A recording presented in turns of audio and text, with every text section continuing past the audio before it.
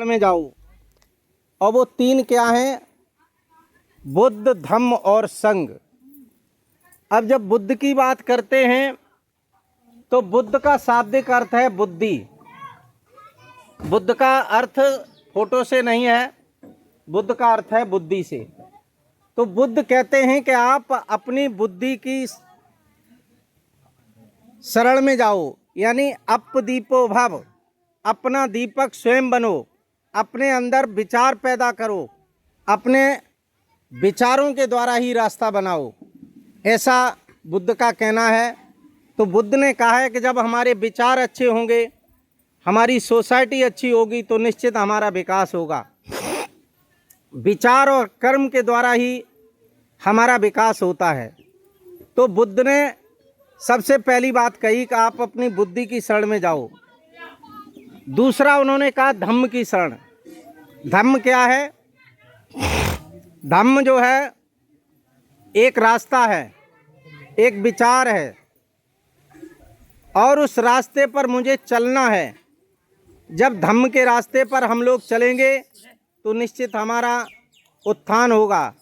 यहाँ दो चीज़ें हैं, एक तरफ धम्म है, बुद्ध ने धर्म नहीं दिया, बुद्ध ने धम्म दिया है।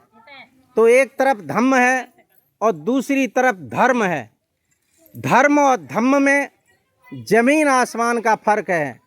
आप लोग देखोगे धर्म के नाम पर हमारा कितना शोषण होता है, धर्म के नाम पर हमारी कितनी ठगी होती है, धर्म के नाम पर हमें कितना लूटा जाता है, जिसमें अंधविश्वास, पाखंड, छल, फरेब, जात पात, भेदभाव, ऊंच नीच सब कुछ है, वो है धर्म।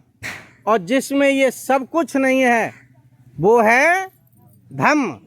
तो बुद्ध ने हमें धम्म दिया है कि हम धम्म के रास्ते पर चलें और धम्म के रास्ते पर चल करके अपने जीवन को अच्छा बनाएं। तो ऐसा रास्ता बुद्ध ने दिया। तीसरा उन्होंने दिया संग।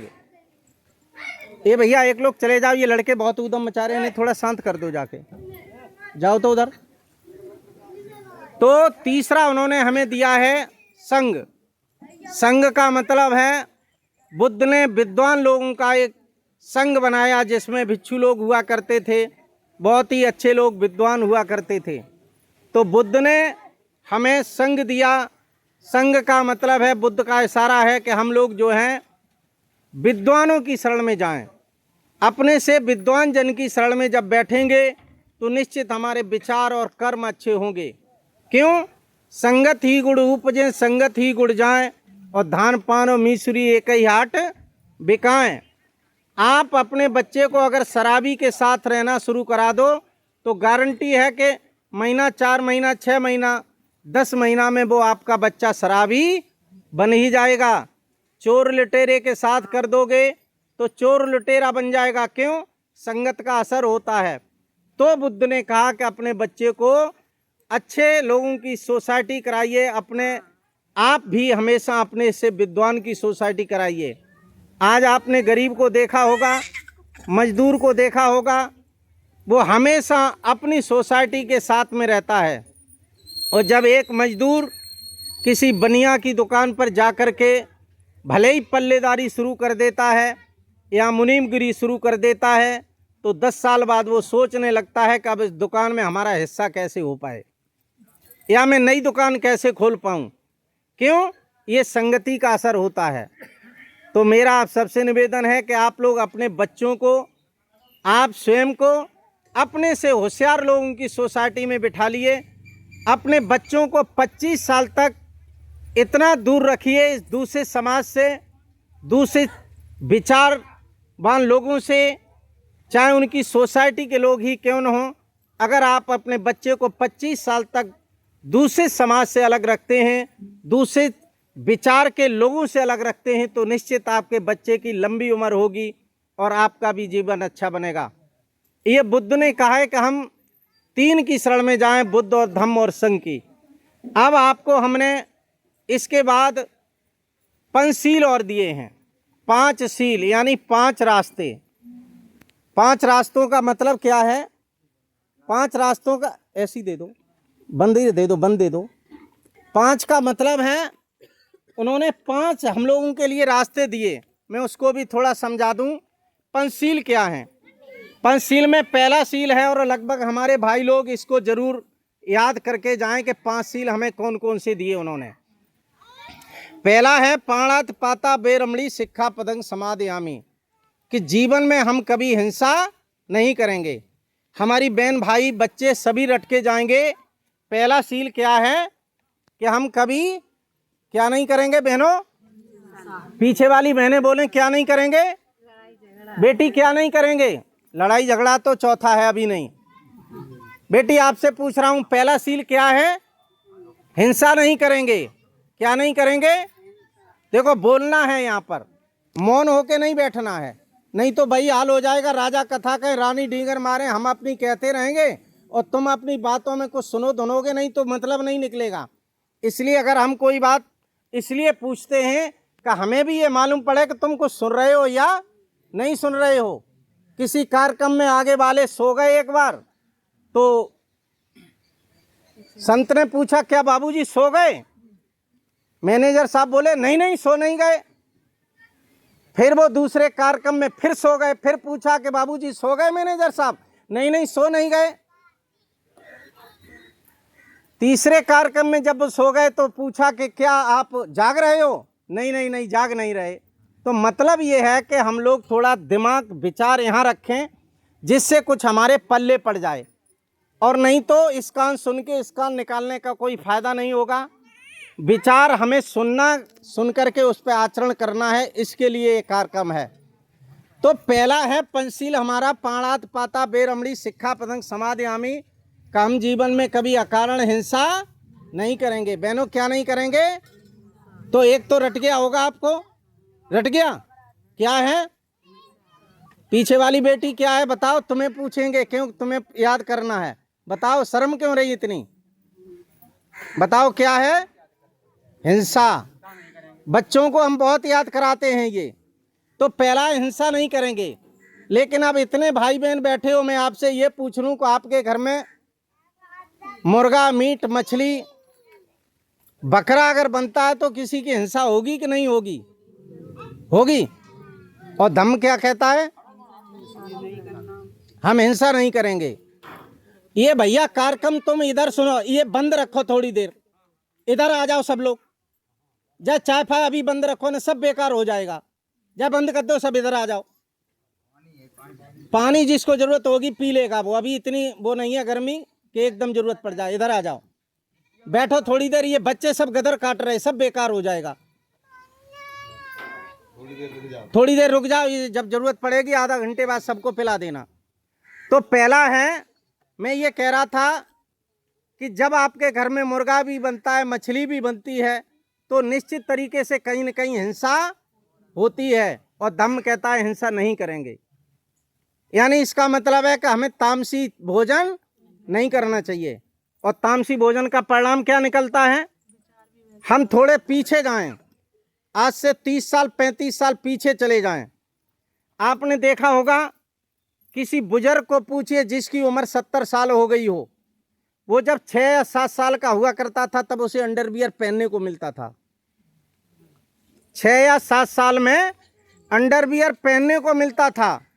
और इसके अलावा मैं एक बात और आपको बता दूं, उस समय जब हम लोग छोटे हुआ करते थे, हमारे माँ बाप हमें कितना डांटते थे, कितना पीटते थे, लेकिन हम लोग लौट के कभी उनको जवाब नहीं देते थे। और आज आप 8 या 9 10 साल के बच्चे को जरा पीट के देख लेना, वो तुम्हारी डांट नहीं सुनेगा। वो जो लड़का भी खाना खेलना नहीं जानता है, वो 9 साल का 10 साल का लड़का फांसी कैसे लगा लेता है? माँ बाप ने डांटा और बच्चे ने सुसाइड कर लिया। एक घटना नहीं, 10 और 12 साल की बात करोगे तो मैं हजारों आपको गिनवा दूंगा। आए दिन घटनाएं होती हैं। लेकिन आज तो 9 साल के इटावा में आपने सुना होगा, 2 साल पहले 9.5 साल के बच्चे ने फांसी लगा ली, जो अभी खाना खेलना नहीं जानता था। ये सब क्यों होने लगा? क्यों होने लगा? आज से 40 साल 30 साल पीछे जाओगे तो कभी आपने ये नहीं सुना होगा कि किसी को अटैक पड़ता है, कभी नहीं सुना होगा किसी के किडनी गुर्दा लिवर फेल होते हैं। कभी आपने नहीं सुना होगा कि एक दिन अगर बुखार आ गया तो किसी की प्लेटें 50,000 रह गई। लोगों को 10 दिन बुखार आता था, नीम की पत्ती चब लेते थे और ठीक हो जाया करते थे, नहीं होते थे। और आज एक दिन बुखार आ गया, तीसरे दिन प्लेटें 20,000, चौथे दिन मरने की तैयारी। नहीं हो रहा है? हो रहा है। क्यों हो रहा है?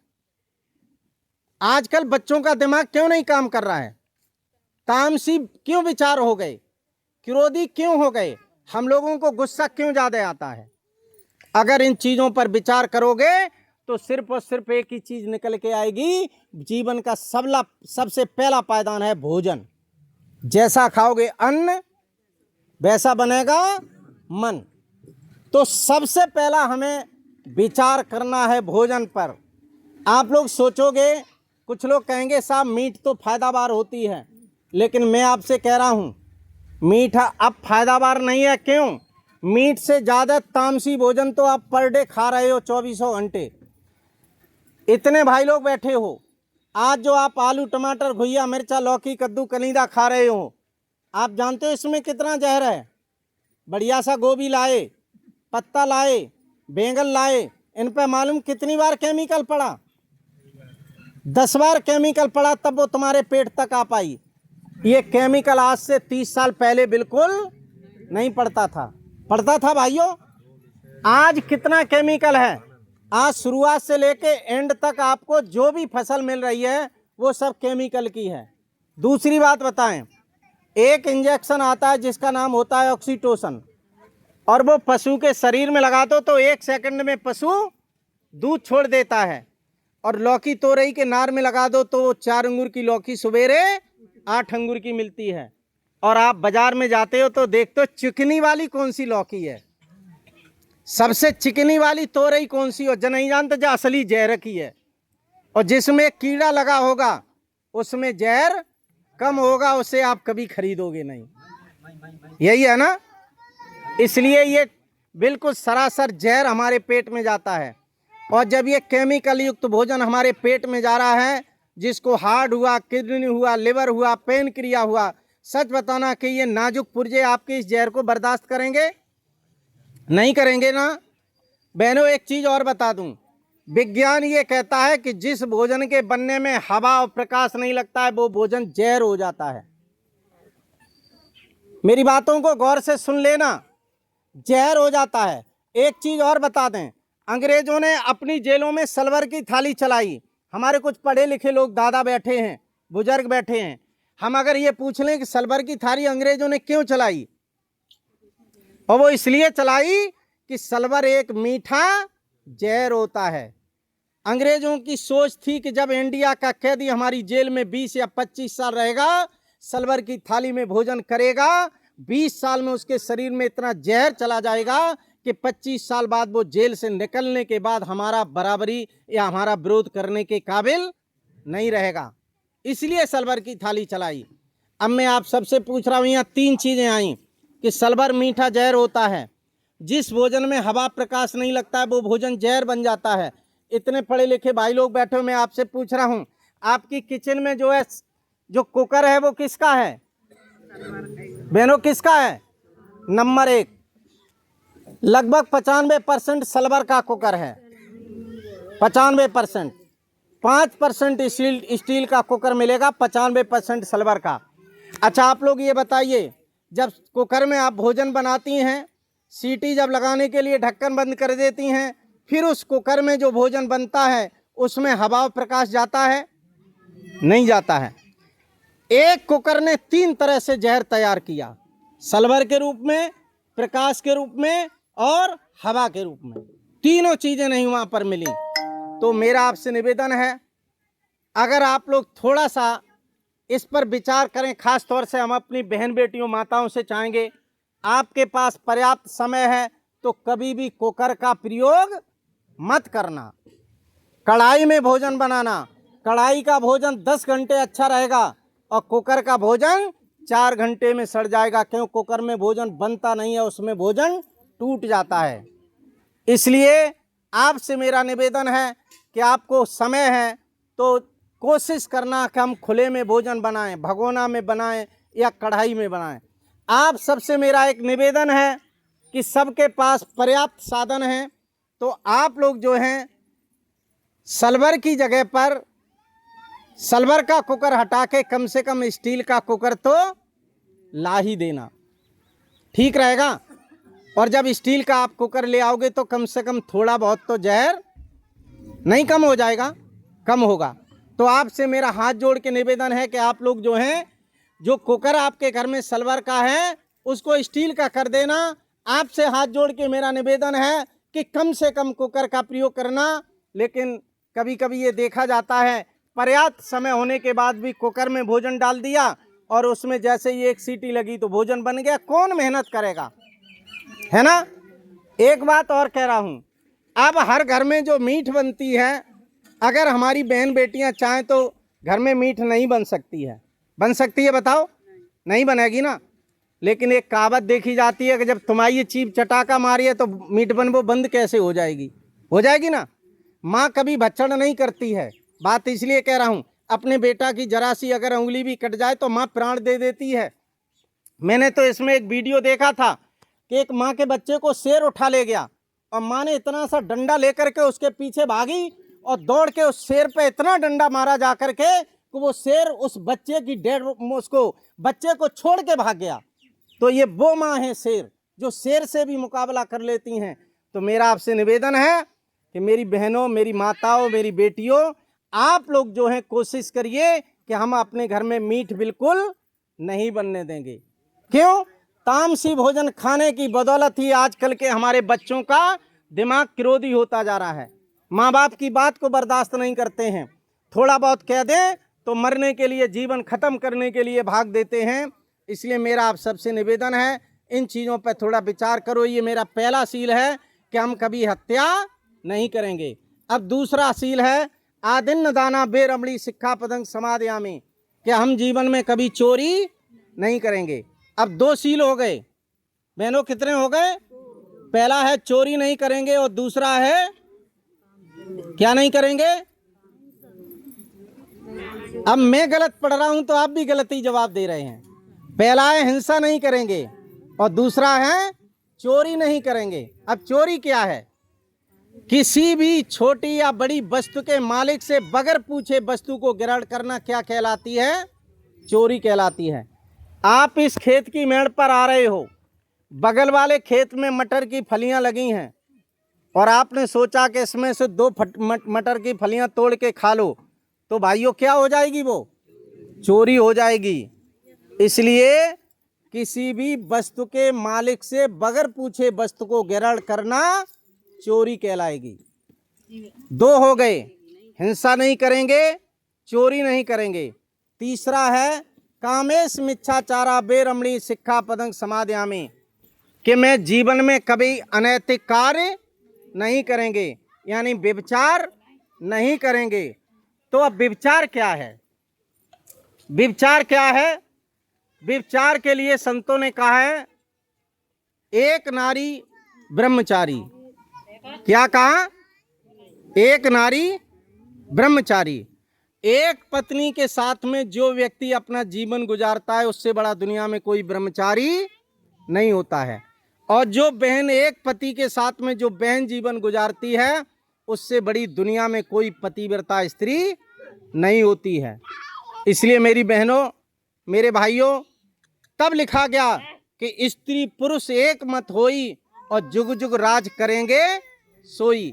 स्त्री और पुरुष के जब विचार मिल जाते हैं तो परिवार को उत्थान होने में देर नहीं लगती है, और जब स्त्री और पुरुष के विचार नहीं मिलते हैं तो परिवार का पतन होने में भी देर नहीं लगती है।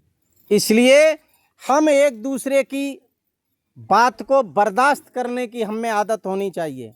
अगर कभी इन्होंने कह दिया तो हमने बर्दाश्त किया, हमने कहा तो इन्होंने बर्दाश्त किया। अगर हमें बर्दाश्त करने की क्षमता नहीं है तो निश्चित तरीके से परिवार बर्बाद हो जाते हैं।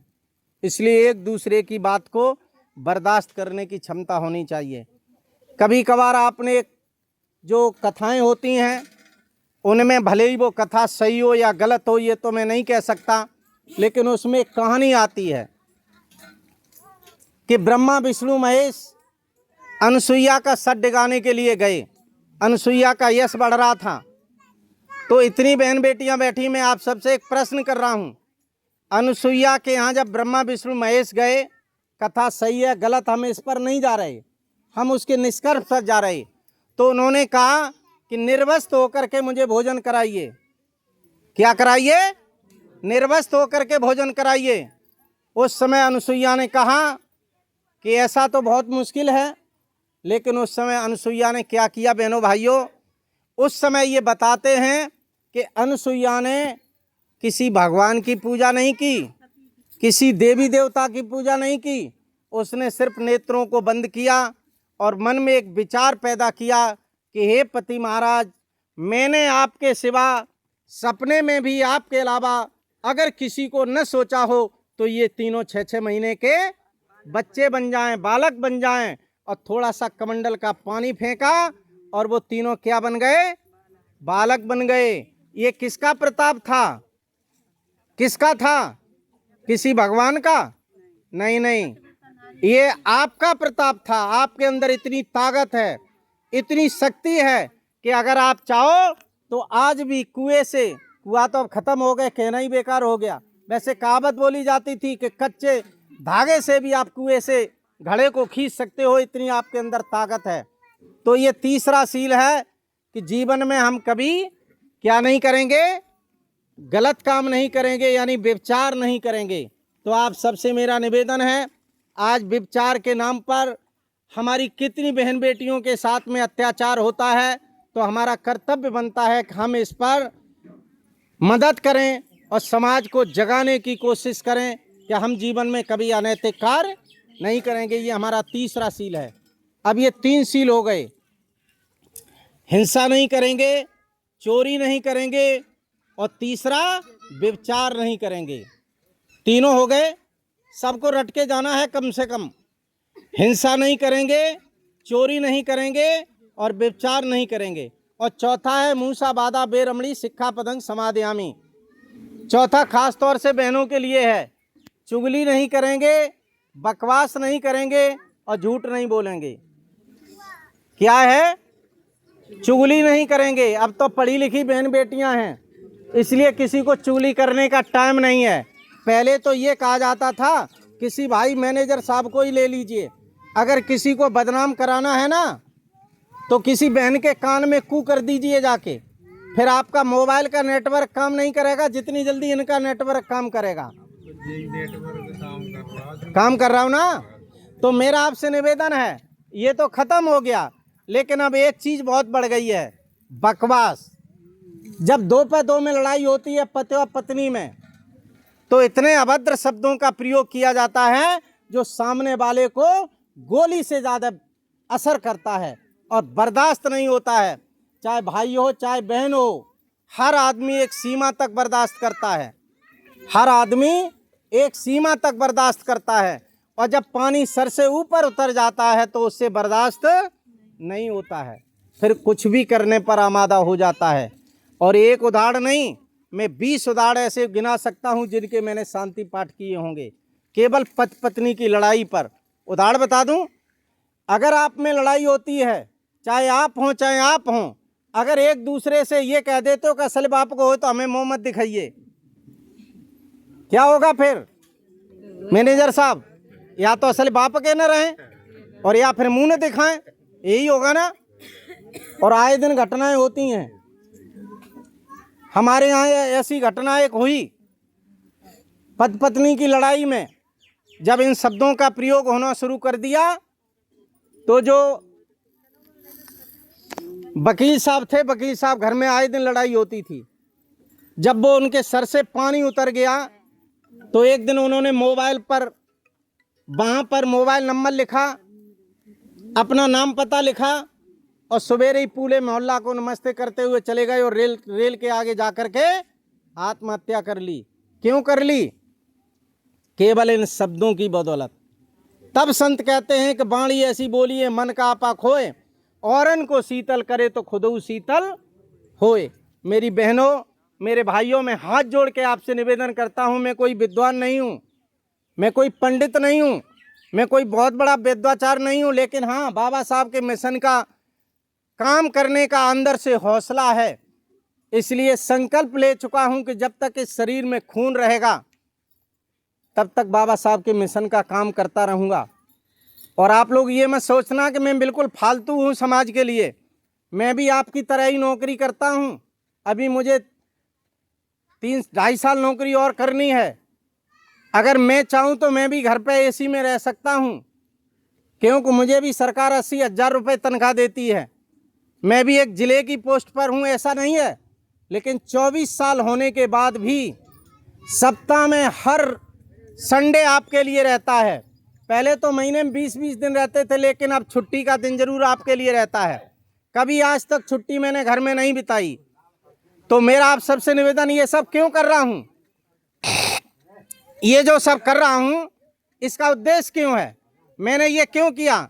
हमारे समाज के दादू पलटू रैदास कवि ज्योतिबा फुले अम्बेडकर जैसे लोग, अगर सभी लोग ये सोच लेते कि भाड़ में जाए ये समाज, मेरा जीवन चैन में कटना चाहिए और मैं भी मैनेजर साहब की तरह एसी में बैठा रहता, बाबा साहब भी एसी में बैठे रहते, तो मैं दावा करता हूँ ये शर्ट पहनने को नहीं मिलती, ये साड़ी पहनने को नहीं मिलती, ये टेंट और चांदनी तो छोड़ दो, ये गाड़ी घोड़ा छोड़ दो। मालूम है क्या दुर्दशा थी। और आज बाबा साहब की बात पर ध्यान नहीं। कभी कभी बहुत पीड़ा होती है इस समाज के लोगों को देख करके। जब तक पैसा कुर्सी पर बैठे रहे तब तक समाज की तरफ झक्के नहीं देखा, और जब रिटायर हो गए तब चाहते हैं कि समाज हमारी अब सेवा करे। कभी नहीं करेगा। आपको कुछ करना पड़ेगा समाज के लिए। बुरा मत मानना, अंदर से जब पीड़ा होती है, बाबा साहब को पढ़ता हूँ तो आंखों से आंसू चलते हैं। इसलिए ये बात कभी कभी कह देता हूँ। आप सबका उत्तरदायित्व है, आप सबका ये कर्म है कि हम बाबा साहब के मिशन के लिए कुछ न कुछ करें। जितना कर सकते हो उतना करें।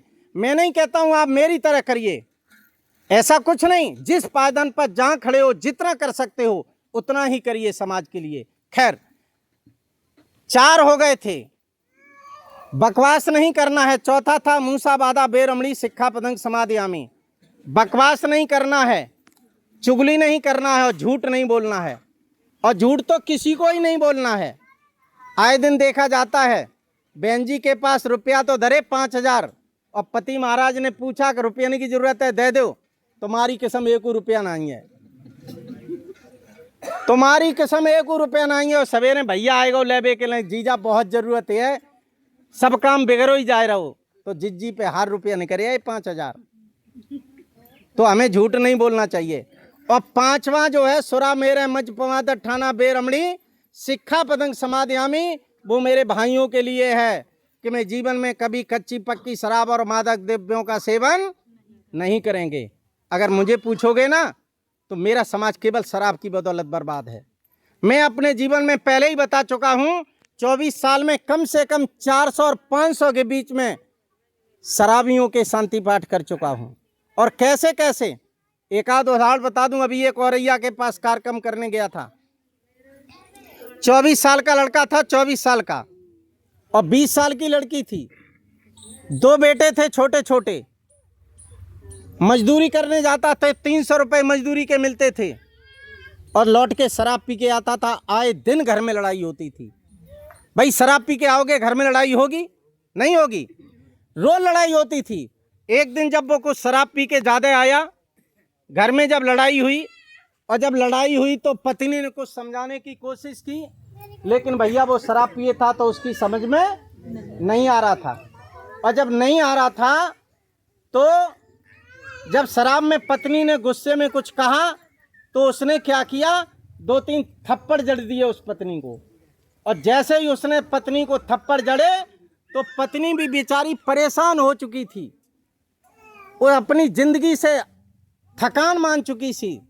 और उसने क्या किया, माचिस उठाई, और माचिस उठाने के बाद उसने सीधे अपने शरीर में आग लगा ली। और जब आग लगा ली तो आप लोग जानती बहनों, ये सब कपड़े टेरी कोट के हैं। बुझाने में भी आदमी 60% जल जाता है, और उस महिला के साथ में भी यही हुआ। वो 60% जल गई। सैंपई लाया गया, और सैंपई लाने के बाद उसकी मौत हो गई। और जब मौत हो गई, ससुराल वालों ने कहा कि तुमने हमारी बहन बेटी को जला के मार डाला, हम तुम्हारे खिलाफ FIR करेंगे और तुम्हें जेल भिजवाएंगे। और जब ये नौबत आई तो उसका दिमाग काम नहीं किया। उसने कहा कि अगर हम जेल चले गए तो हमें कोई छुड़ाने वाला भी नहीं है। वो भी भागा भागा शाम को बाजार गया और वहाँ से सल्फास खरीद लाया और शाम को उसने भी सल्फास खा ली। और जब सल्फास खा लोगे तो क्या होगा, क्या होगा? मौत। और भाइयों वो भी मर गया। मैं दोनों का इस तरह फोटो लगा के पाठ करने गया। इतने लोग बैठे हो, मैं आप सबसे पूछ रहा हूँ, क्या ये भाग्य में लिखा था कि 24 साल का होना तब शराब पी के तू मर जाना? क्या ये नसीब में लिखा था? क्या ये होनहार थी? क्या ये भगवान ने लिख के भेजा था? बहनों, मैं ये आपसे कहना चाहता हूँ कि ये बिल्कुल होनहार नहीं था। इंसान अपने विचार और कर्म से कार्य करता है और जब ये कोई कार्य बिगड़ जाता है तो भगवान को दोष देता है, परमात्मा को दोष देता है, हे परमात्मा तूने बहुत बुरा किया। तब संतों ने लिखा कि न कोई काऊ सुख दुख करदाता, निज कृत कर्म भोग सब भ्राता। दुनिया में कोई किसी को सुख दुख देने वाला नहीं है, इंसान सिर्फ और सिर्फ अपने कर्म का भोग भोगता है। इसलिए मेरी बहनों, मेरे भाइयों, मेरा आप सबसे निवेदन है कि अगर आपके घर में, आपके जीवन में शराब जैसी अगर बीमारी है, शराब जैसा अगर लक्षण है, तो आज एक संकल्प लेके जाओ कि हम इस कर्म को बिल्कुल त्याग करके जाएंगे। अभी इसमें एक संकल्प भी लिया जाता है, तो आप लोग संकल्प जरूर लेके जाएं। अगर आपके जीवन में शराब की बीमारी है तो आप ये समझ के जाओ कि तुम्हारे घर का पतन ही होना है, उत्थान नहीं होना है। 5 सील हमने बताए हैं आपको। अगर 5 सीलों का आचरण आपके घर में होता है तो आपके विकास को दुनिया में कोई नहीं रोक सकता। और अगर आपने मेहनत करके चालबाजी से, ठगी से पैसा जोड़ भी लिया तो निश्चित अगली पीढ़ी में कोई न कोई ऐसा होगा कि आपके उसका सील बिगड़ेगा और आपकी संपत्ति बर्बाद कर देगा। कभी बरनाहल चले जाना, मेरा गांव है बगल में शहीदाबाद। बरनाहल के पास में एक गांव है सोथरा। एक भाई जी थे, प्रधान हुए और आनन फानन में पैसा जुड़ा और पैसा जुड़ने के बाद एक कोल्ड स्टोर लग गया, भट्टा लग गया, 80 बीघा जमीन हो गई। कोई काल्पनिक बात नहीं, रोज की देखी हुई बात कह रहा हूं। अगली पीढ़ी में उनका एक बेटे का तीसरा सील बिगड़ गया और मैं तीसरा सील सबको बता चुका हूं। और आज देख लो जाके वो भट्टा, वो कोल्ड स्टोर और वो जमीन 15 साल बनने में लगे और 15 ही साल बिगड़ने में सब कुछ सत्यानाश हो गया। इसलिए मैं आपसे कह रहा हूं, चाहे बहन चाहे भाई, 5 सीलों पर विचार करके चलोगे, मैं दावा करता हूं कि तुम्हारे विकास को दुनिया में कोई नहीं रोक सकता है। केवल बुद्ध ने 5 ही बातें इसलिए बताई, मैं एक बार फिर दोहरा रहा हूं, हमारी बहनें बोलेंगी। सबसे पहला क्या है? पीछे वाली बहनें भी बोलें, क्या है? मालूम पड़ती है अभी रोटी नहीं मिली, तैयारी हो गई है, परेशान मत हो, मिलेगी, लेकिन बोलो थोड़ा सा, है ना? मैं देखिए, मैं जब पाठ करने जाता हूं तो केवल सुबह चाय पी के आता हूं और यहाँ पर 4 घंटा बोलूँगा। और जहाँ पाठ करने गया 24 साल में आज तक वहाँ 13वीं के नाम पर भोजन नहीं खाया। लौट करके घर ही भोजन मिलेगा जाके, चाहे शाम हो जाए, चाहे कितना ही टाइम हो जाए। तो मैं कभी बिना भोजन के इतना बोलता हूँ, तो आप सब तो खा के आई होंगी ना अभी, तो प्रेम से बोलो। पहला सील क्या है? हिंसा नहीं करेंगे। दूसरा, चोरी नहीं करेंगे। तीसरा, व्यभिचार नहीं करेंगे। चौथा, झूठ नहीं बोलेंगे, बकवास नहीं करेंगे। और 5वां भाइयों के लिए है कि मैं जीवन में कभी कच्ची पक्की शराब का सेवन, मादक द्रव्यों का सेवन नहीं करेंगे। अगर इतना आपने साध लिया तो आपका विकास दुनिया में कोई नहीं रोक पाएगा, ये मैं गारंटी करता हूं आपसे। इसलिए मेरा आपसे निवेदन है कि ये जो 5 सील हमने बताए हैं, इन पर थोड़ा सा आप लोग आचरण करेंगे। और पुनः ये वीडियो बहुत आपका लंबा हो गया, 34 मिनट का हो गया, लेकिन यही पहले मैं डालूंगा शाम को आज 4 बजे SK शिरोमणि चैनल पर डालूंगा। तो आप सभी लोग अपने मोबाइल में SK शिरोमणि चैनल जरूर खोल के देखना आज 4 बजे। ठीक 4 बजे ये वीडियो आपके SK शिरोमणि चैनल पर पड़ा मिलेगा। मेरा खुद का चैनल है और SK शिरोमणि नाम का एक ही चैनल है पूरे यूट्यूब पर। आप जैसे यूट्यूब पर बोलेंगे SK शिरोमणि तो मेरा फोटो लगा होगा, उसे सब्सक्राइब करके आल की घंटी बजा देना, तो पर डे एक वीडियो आपको मिलेगा। आज भी मैंने एक वीडियो डाला है, वो भी शांति पाठ का ही है। उसमें भी मैंने कुछ समझाने की कोशिश की है। तो आप लोगों से निवेदन है, इसमें कोई आपका पैसा नहीं लगेगा। तो सबके पास फ़ोन है, SK शिरोमणि चैनल को ज़रूर आप लोग खोलना। और मैं अब आगे यही पूजा का पाठ आगे बढ़ा रहा हूँ। आइए श्रद्धेय माँ के लिए आगे की बात करते हैं।